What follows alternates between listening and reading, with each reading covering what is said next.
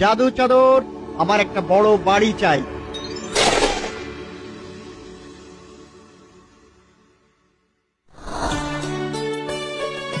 Sam, এখানে থাকতে গেলে কিন্তু অনেক টাকা লাগবে রে। এই দেখ কামাল। কিছুদিন তারা আরামের দিন কাটায়। একদিন বিকেলে তারা ঘুরতে বেরোয়। ঘুরতে ঘুরতে তারা চলে আসে রাজপ্রাসাদের সামনে। এই দেখো রাজপ্রাসাদ।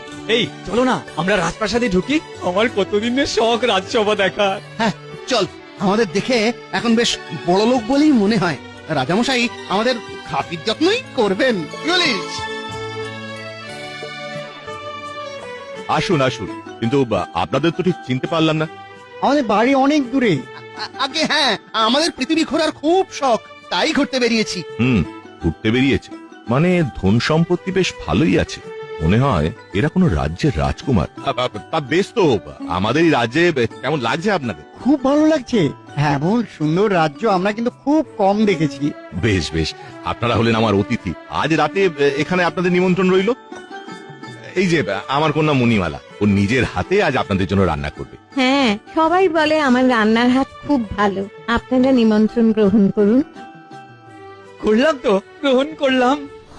রাতের বেলা রাজকন্যা মণিমালার হাতের রান্না খেয়ে সকলে দারুণ প্রশংসা করে। তারপর রাম আর যদু বাড়ি ফিরে গেলেও শ্যাম কিন্তু আসে না। তার বন্ধুত্ব হয়ে যায় রাজকন্যার সঙ্গে, কিন্তু সেটাই যে তার কাল হবে তা সে তখন বুঝতে পারেনি। কথা বলতে বলতে রাজকন্যাকে সে তার জাদু ঝুলি এবং রাম আর যদুর চাদর আর বাঁশের কথাও বলে ফেলে। সে তার নিজের ঝুলিটা বের করেও দেখায় এবং এতেই মনে লোভের জন্ম হয় রাজকন্যার। এই নিন, এই শরবতটা খেয়ে নিন, খুব ভালো লাগবে। ভাই তাই নাকি? দাও দাও। এ কি? এ কি? আমার মাথা ঘুরছে কেন? এ কি? এ কি?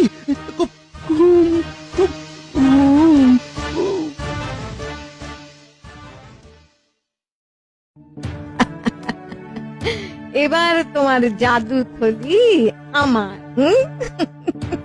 সেপাই, একে রাজপ্রাসাদের বাইরে গাছের নিচে শুইয়ে দিয়ে এসো।